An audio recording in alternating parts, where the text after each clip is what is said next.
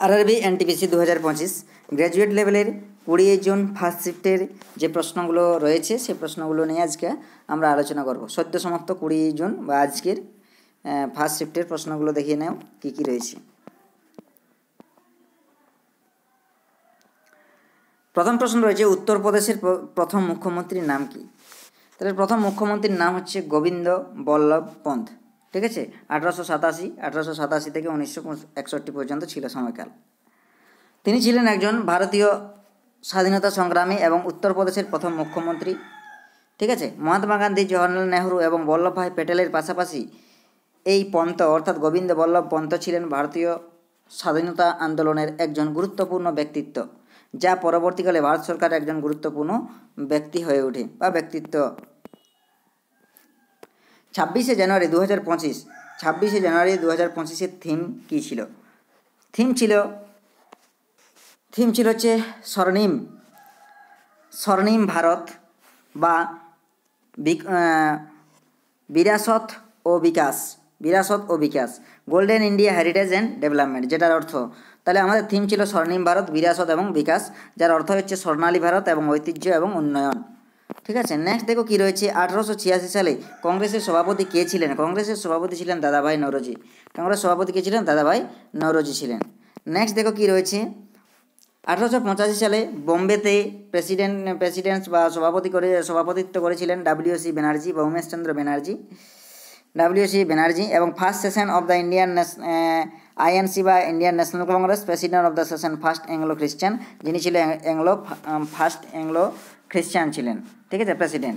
1886 সালে কলকাতা অধিবেশনে দাদাভাই নওরোজি সভাপতিত্ব করেছিলেন এবং এটা ছিল সেকেন্ড সেশন অফ INC অর্থাৎ ইন্ডিয়ান ন্যাশনাল কংগ্রেসের সেকেন্ড সেশন ছিল বা দ্বিতীয় অধিবেশন ছিল, যেটাতে আমাদের president of the session was first Parsi প্রেসিডেন্টটা কী ছিল? আমাদের পার্সি প্রেসিডেন্ট ছিল।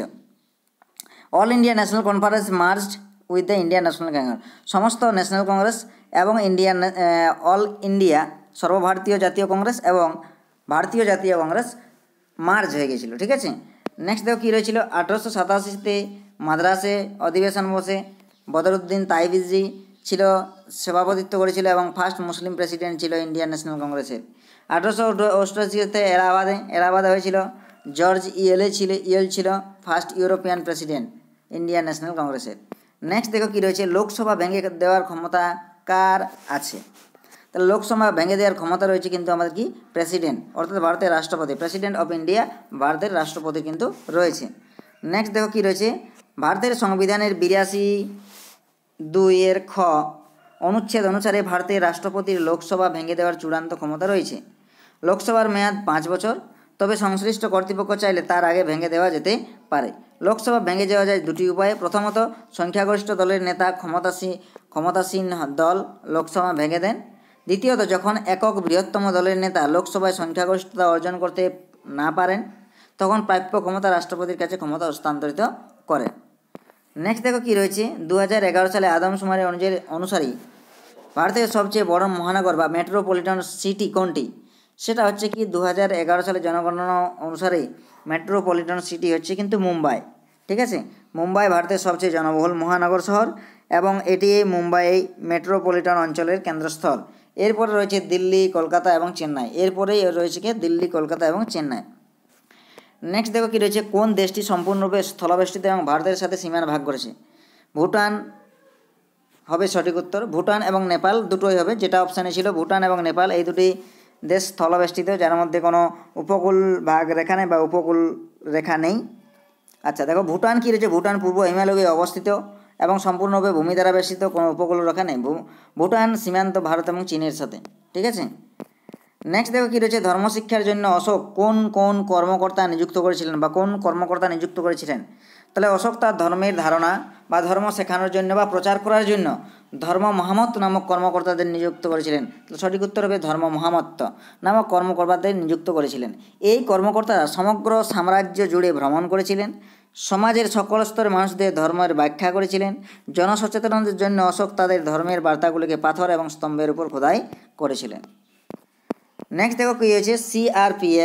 সিআরপিএফের মহাপরিচালক বা ডিজি বা ডাইরেক্টর জেনারেল কে? সে ডাইরেক্টর জেনারেল হচ্ছে জ্ঞানেন্দ্র প্রতাপ সিং। নেক্সট দেখো কোন মাটিতে অ্যালুমিনিয়াম এবং আয়রন অক্সাইডের পরিমাণ বেশি থাকে, সেটা হবে কি ল্যাটেরাইট মৃত্তিকা বা ল্যাটেরাইট মাটিতে কিন্তু অ্যালুমিনিয়াম এবং আয়রন অক্সাইডের পরিমাণ বেশি রয়েছে।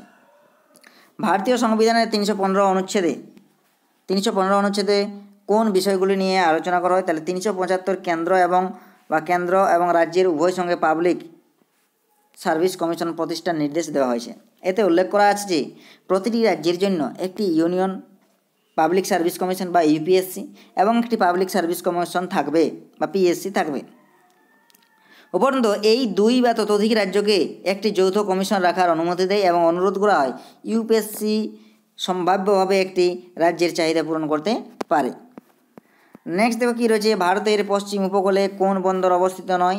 অপশান এগুলো নিয়ে এসেছি, দেখো কোনটা এগুলোর মধ্যে যদি ছিল তোমরা কমেন্ট করতে পারো, এগুলো আমি নিজের থেকে নিয়ে এসেছি। তাহলে আমাদের দেখো এখানে কী হবে যে হলদিয়া বন্দরটি, এটার মধ্যে দেখো কান্ডালা আছে,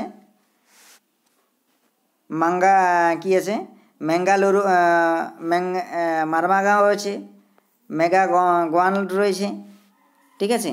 তাহলে আমাদের এখান থেকে যদি দেখি হলদিয়া কিন্তু হবে, আমাদের হলদিয়া কিন্তু পশ্চিম উপকূলের নয়, ঠিক আছে। তাহলে পশ্চিম উপকূলের বন্দর নয় হলদিয়া, এটি পশ্চিমবঙ্গের পূর্ব উপকূলে অবস্থিত এবং যে উল্লেখযোগ্য বন্দরগুলো রয়েছে যেমন কান্ডাল আছে, ম্যাঙ্গালুরু রয়েছে, মারমাগাঁও রয়েছে, ঠিক আছে, এগুলো কিন্তু পশ্চিম উপকূলে রয়েছে। যদি এগুলোর মধ্যে ছিল তাহলে ভালোই, বা এগুলো বাদ দিয়ে যেটা হবে সেটাই। নেক্সট দেখো কী রয়েছে, অন্ধ্রপ্রদেশের কোন জেলায় একটি গ্রামের নাম অনুসারে কুচিপুড়ি নৃত্যশৈলীর নামকরণ করা হয়েছে। কুচিপুড়ি হচ্ছে একটি শাস্ত্রীয় নৃত্য, সেটা হচ্ছে অন্ধ্রপ্রদেশের কৃষ্ণা জেলার কুচিপুড়ি গ্রামের নাম অনুসারে হয়েছে। নেক্সট দেখো কী রয়েছে, 2024 সালে ইউএস ওপেন কে জিতেছে। ইউএস ওপেন জিতেছে জানিক সিনার জিতেছে। কোন গ্যাস ওজোন স্তরের ক্ষতি করে, তাহলে সিএফসি বা ক্লোরোফ্লোরোকার্বন যে গ্যাসগুলো রয়েছে সেগুলো প্রাথমিকভাবে ওজোন গ্যাসের ক্ষতি করে।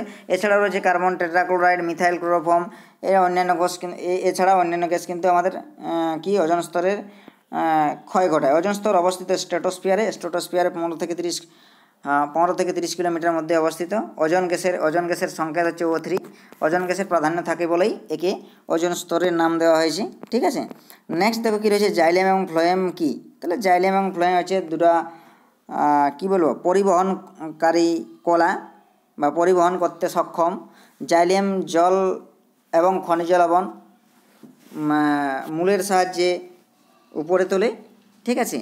তাহলে জল এবং দ্রবীভূত খনিজ পদার্থ শিকড় থেকে বা মূল দিয়ে উদ্ভিদের উপরের অংশে তুলে, এবং ফ্লোয়েম হচ্ছে সালোকসংশ্লেষ প্রক্রিয়া উৎপন্ন যে খাদ্য, সেই খাদ্য বিভিন্ন অঙ্গে পৌঁছে দেওয়া হচ্ছে কিন্তু কি ফ্লোয়েমের কাজ। ভার্নাকুলার প্রেস অ্যাক্ট সম্পর্কে পড়েছিল প্রশ্ন। ভার্নাকুলার প্রেস সম্পর্কে কী পড়েছিল ঠিকঠাক জানা নেই। এই আইনটি ভারতীয় তৎকালীন ভাইসরয় লিটন কর্তৃক প্রস্তাবিত হয়েছিল এবং 1878 সালে 14 মার্চ ভাইসরয় কাউন্সিল সর্বসম্মতিক্রমে এটি পাস হয়। এই আইনটি ইংরেজি ভাষার প্রকাশনাগুলোকে বাদ দিয়েছিল কারণ এটি দক্ষিণাঞ্চল ব্যতীত দেশের সর্বত্র প্রাচ্য ভাষার প্রকাশনাতে রাষ্ট্রদ্রোহী লেখা নিয়ন্ত্রণ করার উদ্দেশ্যে এটা কিন্তু তৈরি করা হয়েছিল ভার্নাকুলার প্রেস অ্যাক্ট, ঠিক আছে। তাহলে এই ছিল আমাদের ফার্স্ট শিফটের প্রশ্ন। তো থ্যাংক ইউ, যারা ফার্স্ট টাইম চ্যানেলে ভিজিট করছে তারা অবশ্যই চ্যানেলটিকে সাবস্ক্রাইব করে বেল আইকনকে প্রেস করে রাখুন প্রতিদিনের আপডেট পাওয়ার জন্য। আর যারা পিডিএফ নিতে চাও, ঠিক আছে, তারা অবশ্যই টেলিগ্রাম গ্রুপে জয়েন হয়ে যাও। টেলিগ্রাম লিঙ্ক ডেসক্রিপশন বক্সে দেওয়া রয়েছে, ঠিক আছে। Thank you.